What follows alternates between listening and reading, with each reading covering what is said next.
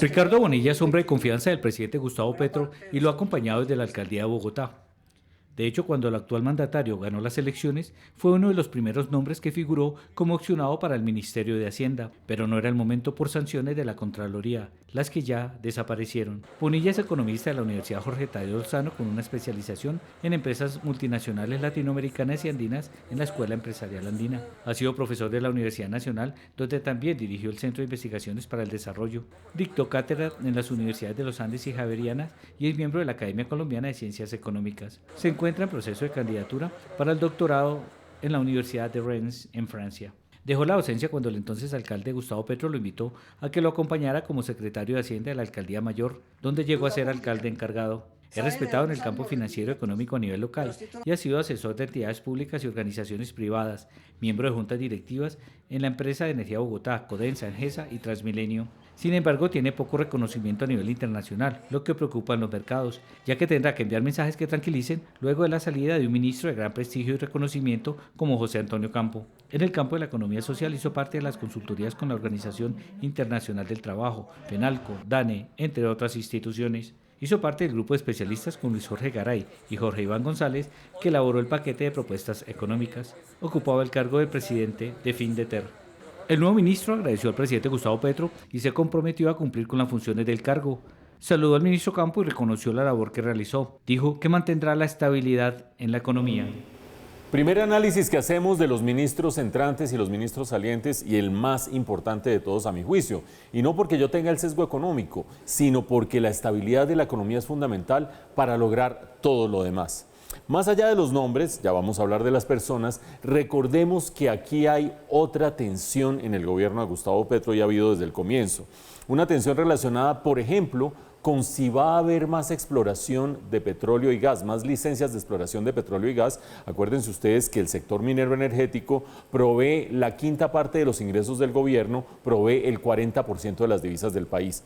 Quedarse sin ese sector al cabo de 7 u 8 años es quedarse con un hueco tremendo externo que elevaría la tasa de cambio y un hueco en las finanzas públicas que garantizaría nuevas reformas tributarias. Ese es uno de los temas que está allí en tensión, porque acuérdense ustedes, ministra de Minas, acuérdense ustedes el presidente Petro, acuérdense ustedes el nuevo presidente de Ecopetrol, dicen no más exploración de petróleo y gas. Acuérdense ustedes el ex ministro José Antonio Campo, acuérdense ustedes su director de Crédito Público, acuérdense ustedes incluso la ex ministra de Agricultura, decían sí, la cosa de la transición energética es por otro lado.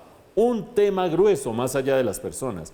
Otro tema grueso, la independencia del Banco de la República. Evidentemente, esa independencia está preservada por la Constitución. Sin embargo, es fundamental que el Banco de la República garantice que se controle la inflación y no se vaya a ceder en ese esfuerzo.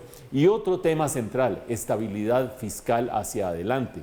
Colombia acaba de hacer una tremenda reforma tributaria, pero se ha caracterizado por hacer reformas tributarias cada 18 meses, más o menos en su historia. Y la cuenta de todo lo que quiera hacer Gustavo Petro en adelante en la presidencia es bastante larga, por lo tanto se puede poner en riesgo la estabilidad fiscal.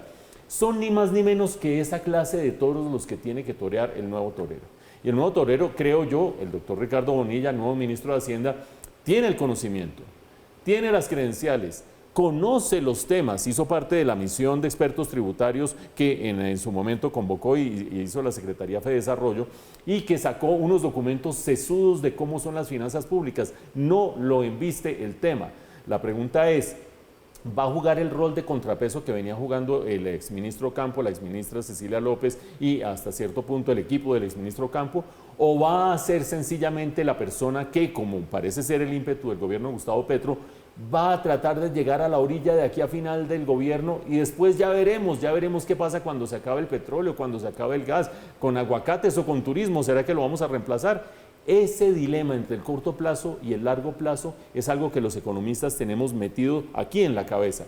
El doctor Bonilla tendrá que convencer al resto del gobierno de que estabilidad de corto plazo no basta, se necesita estabilidad de largo plazo y eso requiere responsabilidad y requiere que haya de por medio ese juego de pesos y contrapesos. Uno mira hacia el horizonte y las dos falencias son, no se ven muchos contrapesos, se ve muy solo actualmente el ministro de Hacienda, pero segundo, la comunidad internacional.